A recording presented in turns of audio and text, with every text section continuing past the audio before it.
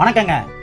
தமிழ்நாட்டில் பிறக்கிற குழந்தைகள் எல்லாத்துக்குமே தயவு செஞ்சு தமிழில் பேர் வச்சிடாதீங்க. ஒன்றா வடமொழி எழுத்துலையோ இல்லை சமஸ்கிருத மொழி எழுத்துலையோ வையுங்க.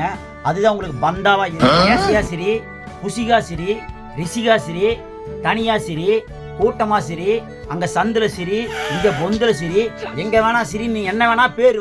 அதே மாதிரி மோனிசா, சானிசா, வானிசா, போனிசான்னு என்ன வேணா வைங்க. யாரு கேட்கறா?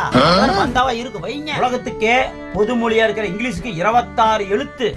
ஆனா தமிழுக்கு வெறும் 247 எழுத்து தான். நம்ம இங்கிலீஷ் தான்.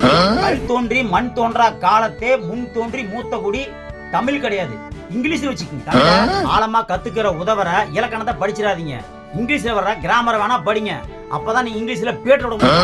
தமிழ்ல எங்கேயும் எழுதிடாதீங்க, பேசிடாதீங்க. ஏன்னா எல்லாம் உங்களை கேவலமா நினைப்பாங்க, ஒரு புழு போல பார்ப்பாங்க. நம்ம இங்கிலீஷ் தான் முக்கியம். 107 மொழியில மொழி பெயர்த்து உலகமே கொண்டாடுற திருக்குறளை எழுதின திருவள்ளுவர் நம்மளுக்கு தேவை கிடையாது. ஷேக்ஸ்பியர் போதாதான். 5 வருஷத்துக்கு முன்னால தாத்தா பேரு, ஆயா பேரு, பாட்டம் பேரு, பூட்டம் பேரு, சாமி பேரு, குலதெய்வ சாமி பேரு, பூக்கள் பேருன்னு இயற்கையான பேருன்னு சொல்லி வச்சாங்க. அதெல்லாம் நம்மளுக்கு தேவை கிடையாது. இப்ப வந்து நியூமராலஜியை பிடிச்சி தொங்கிட்டு அவங்க சொல்ற மாதிரி சமஸ்கிருத எழுத்துல சாசாசி, சு சு சு, ஜா ஜா ஜா, ஜே ஜே ஜே அப்படி பேர் வச்சுட்டு போங்க.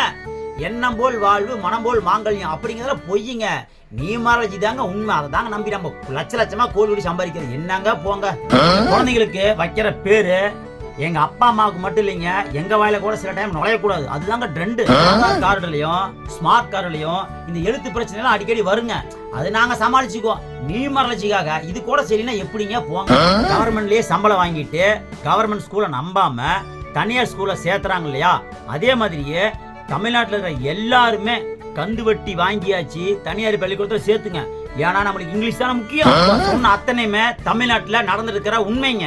இதை ஏற்கு மாறா ஏன் சொன்னா மனசு அந்த அளவுக்கு வேதனையா இருக்குது. தமிழ் பார்த்தீங்கன்னா மெல்ல மெல்ல மெல்ல மெல்ல அழிஞ்சிட்டு இருக்கிறத பார்த்துட்டு என்னால் சும்மா இருக்க முடியல. நான் வெறும் 10வது படிச்சவன் தான், என்னால் ஒன்றும் செய்ய முடியாது. ஆனால் அரசாங்கம் நினைச்சா கண்டிப்பாக இதை செய்யலாங்க. அரசாங்கத்துக்கே இதை நான் கோரிக்கையாக வைக்கிறேன். என்னை தப்பா நினைச்சாலும் பரவாயில்ல, ஏன் நானும் ஒரு குடிமகன் அப்படிங்கிற உரிமையில பேசுறேன். நீங்க எப்படி நினைச்சாலும் சரிங்க, மனசுல இருக்க சொல்றேங்க. அதாவது என்னன்னா 3 கோரிக்கை வைக்கிறேன். 1, எண்கணிதம் அப்படிங்கிற நியூமராலஜியா முற்றிலுமா தமிழ்நாட்டில் தடை செய்யணும். 2வது, அரசாங்கத்தில் வேலை செய்யற அரசு ஊழியர்கள் குழந்தைகள் அனைவருமே அரசு பள்ளியில தான் படிக்கணும் அப்படின்னு ஒரு சட்டத்தை கொண்டு வரணும். அப்பதான் முன்மாதிரியா எல்லா பணக்காரங்களும் தன்னோட குழந்தைகளை அரசாங்க பள்ளிக்கூடத்தில் சேர்த்துவாங்க. தமிழ் மொழி வளருதோ இல்லையோ அழியாம இருக்கும். 3வதா மிக முக்கியமான பாயிண்ட் இது. தாய்மொழி தமிழ்ல பேசுறவங்களுக்கு பிறக்கிற குழந்தைகளோட பர்த் சர்டிபிகேட்ல தமிழ்ல மட்டும்தான் பேர் பதியப்படும் அப்படின்னு ஒரு சட்டத்தை ஏற்றணும். இந்த 3 கோரிக்கைகளை சட்டமா மாற்றினாங்க. நான் மட்டும் கிடையாது, தமிழ் அறிஞர்கள், தமிழ் சான்றவர்கள், தமிழ் பெரியவர்கள்னு உலகத்தில் வர அத்தனை தமிழர்கள் மிகப்பெரிய சந்தோஷம் அடைவாங்க. இந்த ஆதங்கம் எனக்கு ரொம்ப வருஷமா மனசுக்குள்ளே இருந்துச்சுங்க. அதைத்தான் இன்னைக்கு என்னுடைய 1000வது பதிவுல இதை பதிவிட்டு இருக்கிறேன். வீழ்வது நாமாக இருப்பினும் வாழ்வது தமிழாக இருக்கட்டும். வந்தே மாதரம்.